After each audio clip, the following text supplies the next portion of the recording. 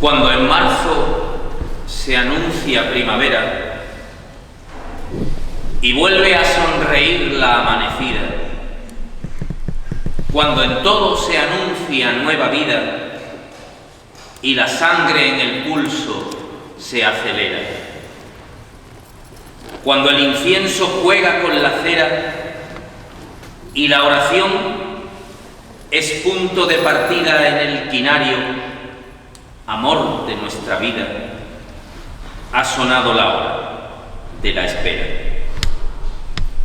De esperar día a día, tramo a tramo, una insignia o un cirio en nuestras manos y echar a andar en nueva singladura. Y así venimos en tropel de hermanos en el silencio de la noche oscura para oír suspirar a la amargura. Suspiros que son versos de poeta, rimador elegante y con medida. Con ella lleva ya toda una vida y es equipaje siempre en su maleta. Es amargura toda su alma inquieta, su estatura de torre estremecida, que ante la madre muestra esa su herida, que a la Virgen lo amarra y lo sujeta. José Antonio Zarzana, caballero, hidalgo jerezano y bodeguero de esta tierra que ama con locura. Entre sus versos de canela en rama, su voz en decasílaba derrama la historia sin igual de la amargura. Big Bang de la amargura en su madera, árbol que Dios creó para su amada, la Virgen de pureza inmaculada que arrodilla el azar por las aceras. Esta noche es su verso quien se esmera y es la luna una estrofa plateada que aguarda en los descalzos la llegada del amor que de un beso se apodera. Escuchadlo, entre música y temblores, y a la luz de los tenues resplandores de estos cirios y llamas a su vera. Hoy no hay sones de bandas ni tambores. Hoy su voz nos susurra con dulzura cómo nació el amor por la amargura.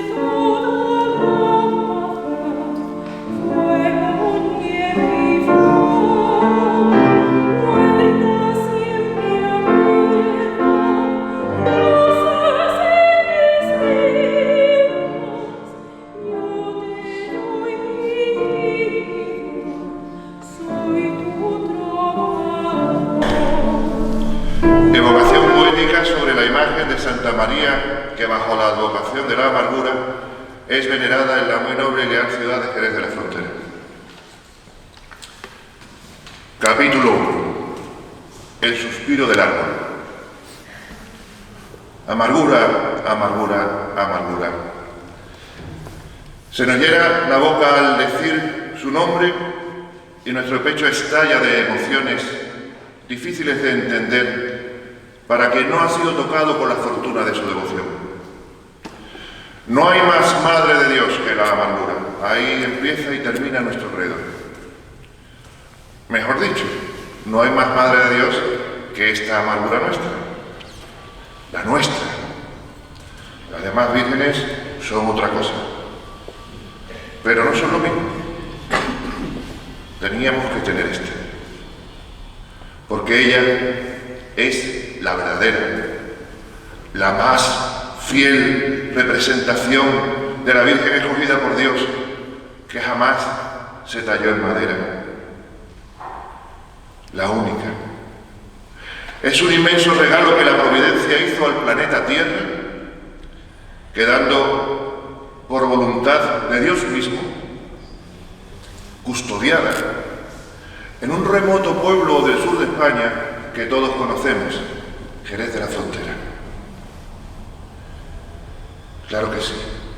¿Quién puede negarlo? Y eso que solo es madera. Madera de un árbol. ¿Pero qué árbol? La amargura fue un árbol con ramas plagadas de pájaros cantores.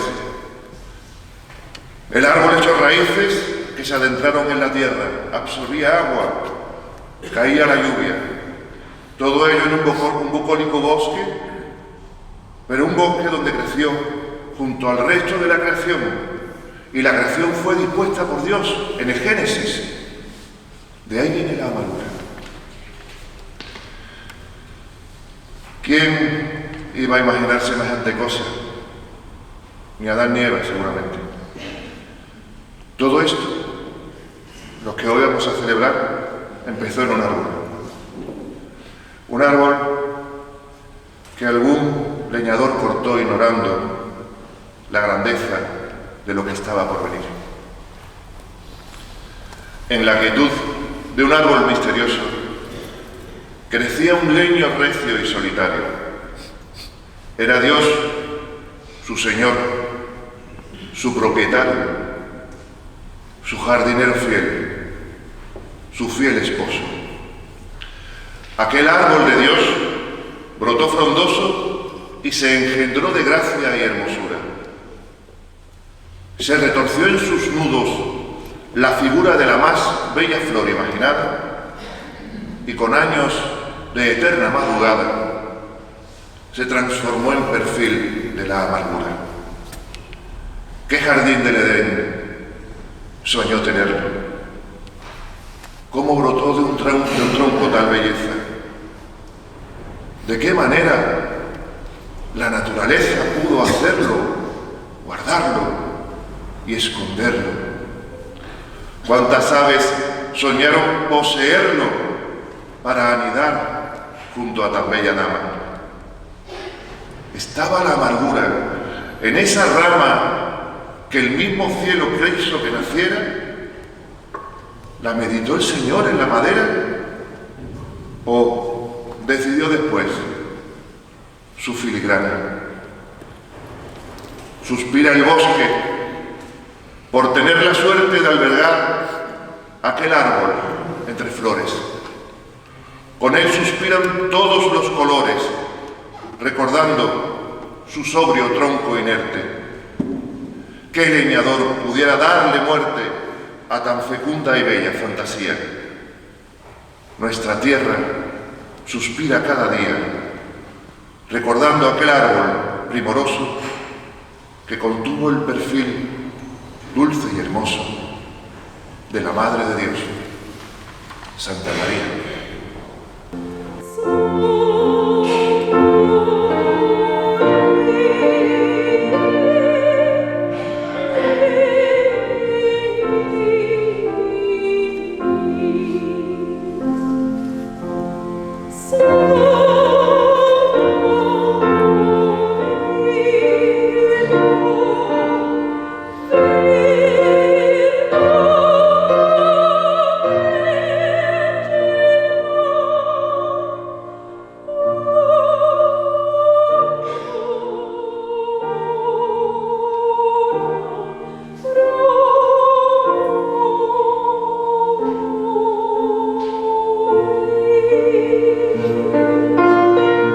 Qué ridículos son los críticos de arte cuando opinan de nuestra amargura. Qué desnortados están, pobres hombres. no son conscientes de la trascendencia de semejante imagen. No son conscientes de lo exageradamente ciertas que son sus proporciones, sus medidas, su perfil, su mirada. No son conscientes de que Dios pasaba por allí. No lo son. No son conscientes. Y en su inconsciencia hablan de autorías, atribuciones, similitudes, fechas, nombres, encargos, en fin, lo que sea que pudiera esgrimirse como evidencia en una novela de Arthur Conan Doyle. Desempolvando viejos protocolos notariales y rodeados de ácaros centenarios, creen que entre estornudos encontrarán un documento que ondear como bandera triunfal, una pista, un indicio, algo que vaya más allá de la especulación para decir solemnemente ante los aburridos ancianos de algún Ateneo que ya han averiguado quién fue el autor de la amargura. Agradecemos sus nobles desvelos y agradecemos su denodado interés. Pero aquí hace años que conocemos al autor. Fue Dios. Fue Dios mismo. Sí, fue Dios quien la hizo. Se apoderó del talento de un ser humano cualquiera, al que poseyó e inspiró durante meses o quizás años. En fin, lo sentimos mucho. No se esfuercen más, señores, porque es inútil.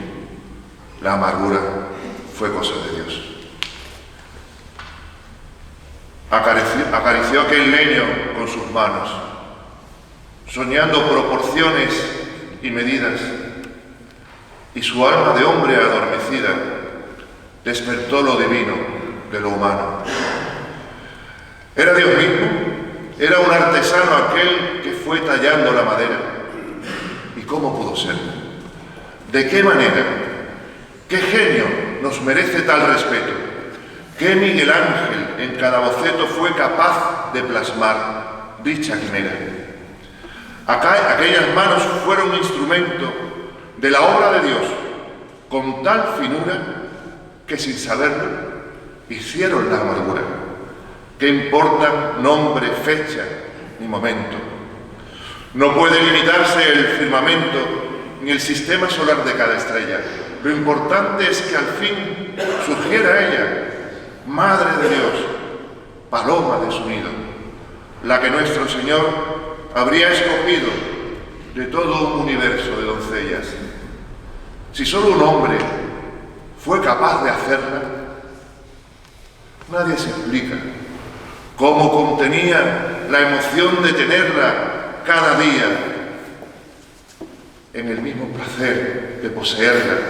Quizás él trasnochaba para verla a la luz de un velón medio apagado, suspirando al sentirse utilizado por su propio creador en el encargo, y murió en el placer, dulce y amargo, de dudar ser autor de lo creado.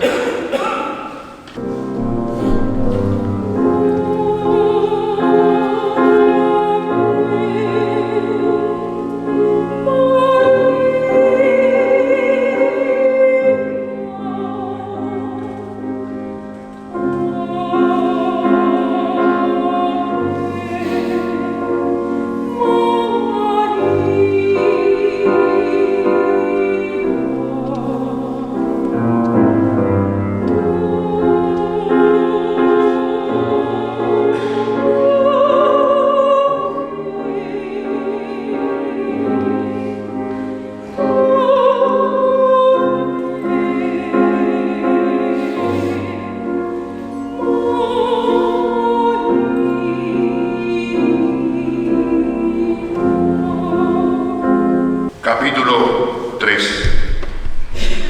El suspiro del apóstol. Mientras moría en la cruz, Dios hecho hombre dejó a su apóstol más querido al cargo de su madre. Y Igualmente, le encomendó a ella que lo quisiera como a un hijo. La inspiración con la que se inundó el alma de aquel artesano fue concedida bajo el fideicomiso moral de dar protección a la más fiel representación de su madre, que jamás bajase a la tierra. Así lo dispuso Dios. Aquel apóstol fue tallado a imagen y semejanza de un tal Juan que hablaba en arameo y que, siendo apenas un niño, siguió a Jesús por los polvorientos caminos de Judea. Tan solo un niño. Pero el más valiente de todos los varones que seguían al Maestro. Tan solo un niño. Pero el único que no se escondió cobardemente. Un niño que se mantuvo al pie de la cruz hasta que expiró. San Juan Evangelista, el más leal entre los leales. Aquel San Juan, inspirado por Dios, ahora sale todas las Semanas Santas en el paso del Cristo del Amor. Pero mientras discurre por nuestras calles, ese apóstol erguido y caballeroso busca entre la muchedumbre el rostro de aquella que durante siglos recibió veneración a su lado, su amargura. La única y verdadera Madre de Dios. Esta amargura nuestra, cuyo recuerdo lo sigue haciendo suspirar después de casi 4 siglos. En el taller, la fe se acrecentaba. Mientras iba tallando aquel humano, brotó del genio su sentir cristiano, siendo Dios mismo aquel que lo inspiraba. Al tiempo que a su madre culminaba para tocar el cielo como artista, Dios dijo que era impropio y egoísta dejarla en soledad, triste, llorando. Y mientras Dios lo iba revelando, fue tallando a San Juan Evangelista. ¿Qué mejor guardián para cuidarla? El que al pie de la cruz lloró con ella, debiera proteger a la doncella, dando su eternidad en custodiarla. Evitó que pudieran ultrajarla cuando, siglos después, torpe y rastrera, la turba la quería en una hoguera. San Juan, el que al Maestro tanto amó, a su madre también se consagró, del Gólgota a Jerez de la Frontera. Y aún mira esta señora hacia su izquierda, buscando a aquel discípulo querido que con ella seguía a Cristo herido, arrastrado vilmente de una cuerda. Dicen que aquí ya nadie lo recuerda porque se abandonó en la noche oscura. Mas, con aire galante y donosura que se tallaron exquisitamente, aún suspira, con honra de valiente, el San Juan que cuidó de la amargura.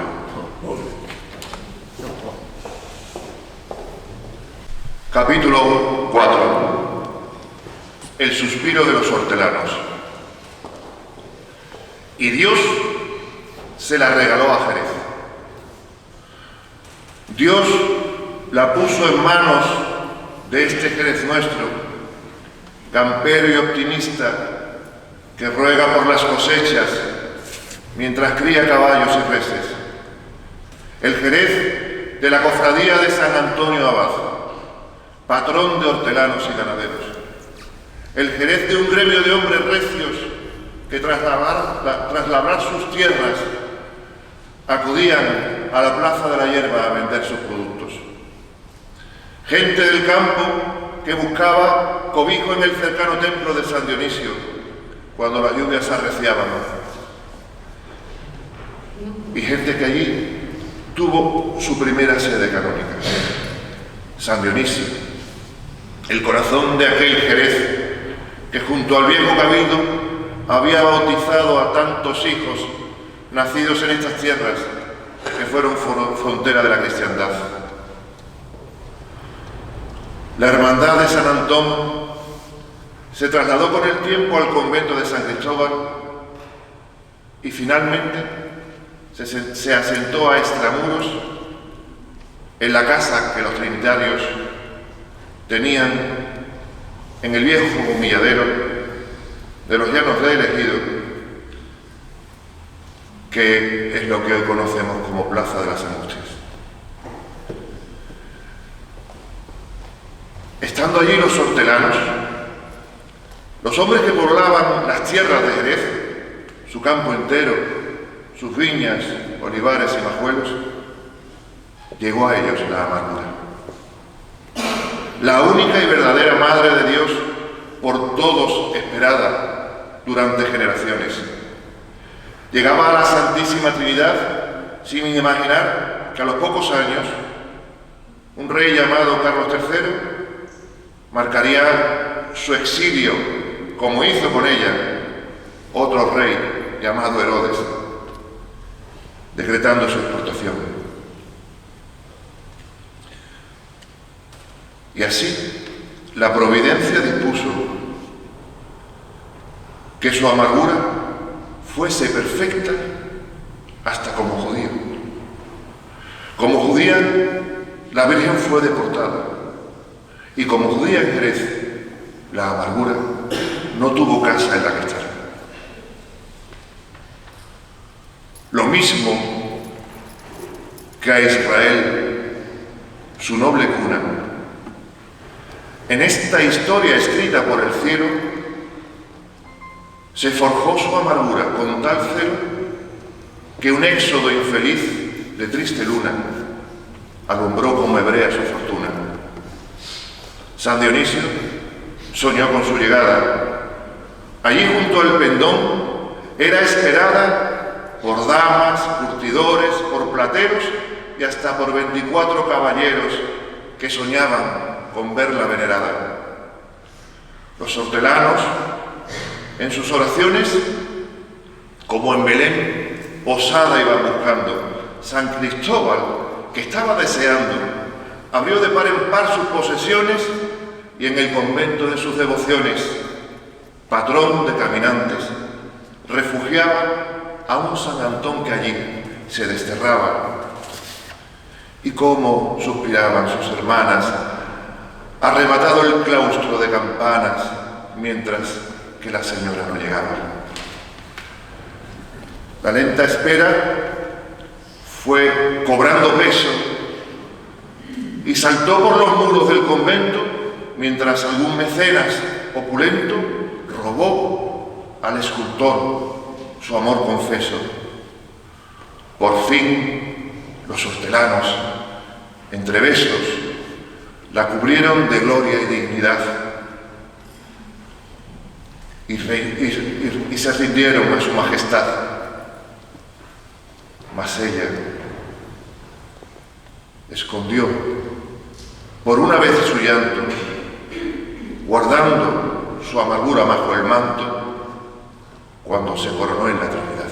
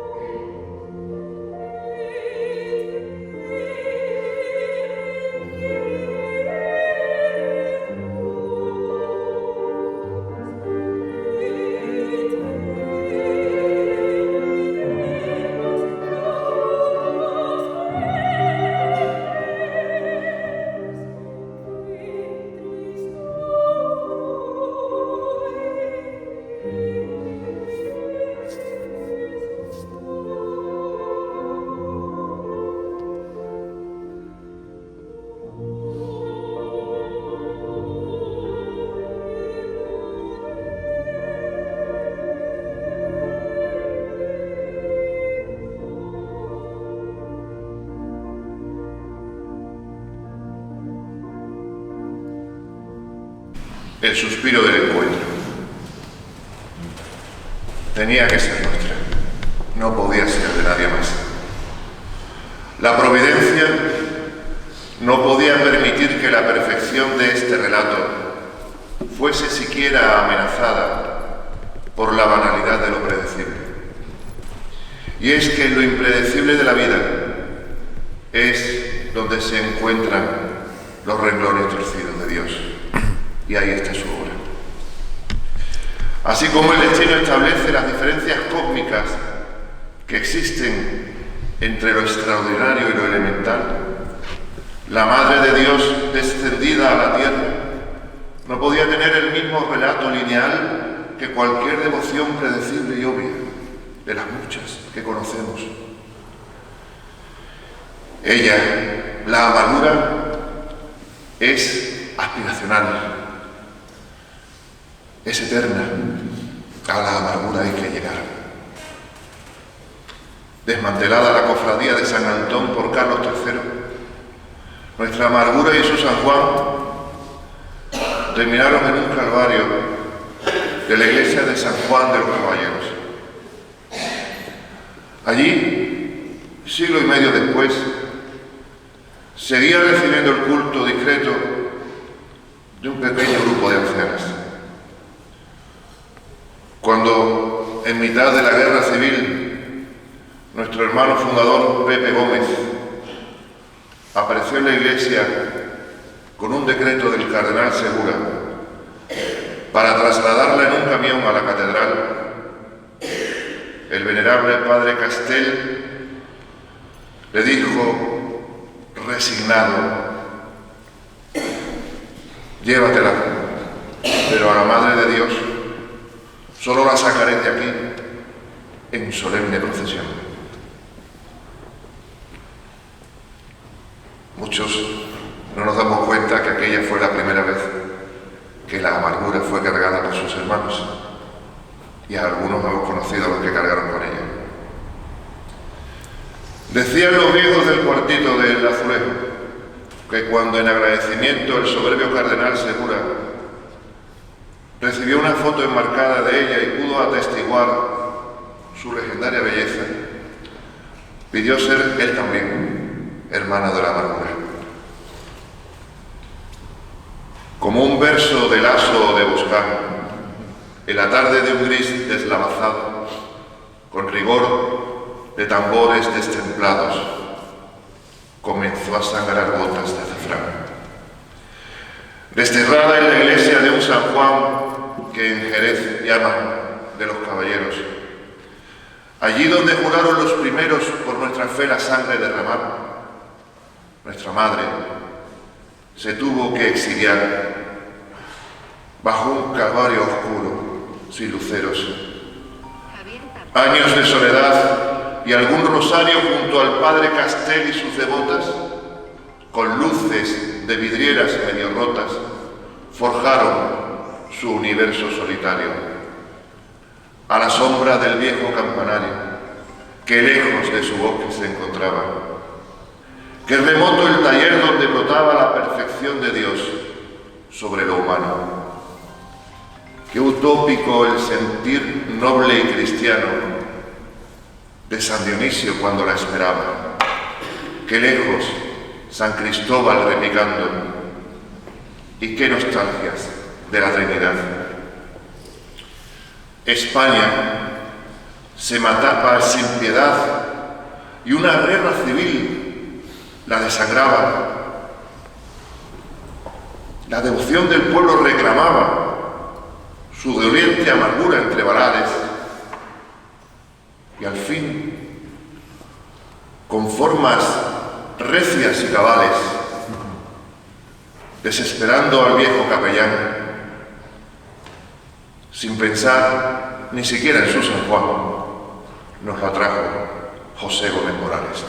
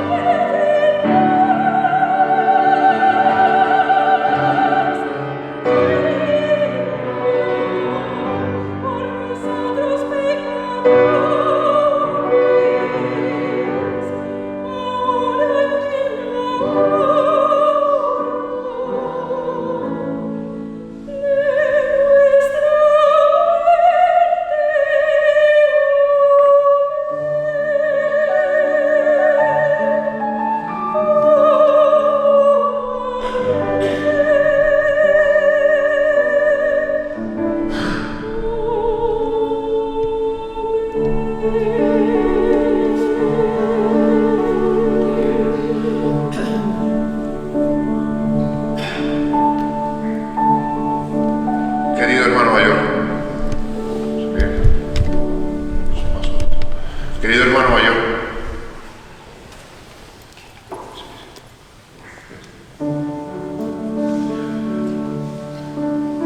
Y querida Junta de Gobierno, y queridos hermanos, queridos amigos, y queridos todos, en estas cuatro paredes está nuestra vida, la de todos o la de casi todos. Así que os quiero agradecer la paciencia de soportarme y el honor de darme esta oportunidad de tener yo este rato aquí con nuestra Virgen y con nuestra hermandad, a la que tanto yo me honro en pertenecer. Enrique, con tu presentación y la calidad de tus versos casi me arruinas mi expectativa de lo que te he dicho, ya las arruinas. Así es como acaban las historias con final feliz. Llegó y se hizo reina de nuestros corazones, y nuestra hermandad, que hasta entonces llamaban de la flagelación, dejó de ser llamada así, para que el pueblo la conociera como la hermandad de la amargura, nuestra amargura. De la catedral de nuestra entonces colegial también se exilió, porque el cielo mismo había dispuesto que un asturiano llamado Pedro Fernández de Leguardia levantara hace 4 siglos este convento de los franciscanos descalzos, sin saber, el pobre, que lo estaba haciendo para ella. Porque en la obra de Dios todo es perfecto, hasta lo que no se pensaba que iba a suceder. Y aquí se quedó don Pedro, para siempre arrodillado y esculpido en piedra, esperando la llegada de la única y verdadera Madre de Dios. Lo tenemos aquí al lado del sagrario, en el altar mayor. Ya sabemos cómo nos llegó la amargura. Hoy es el día de reflexionar y dar gracias por haber llegado nosotros a ella.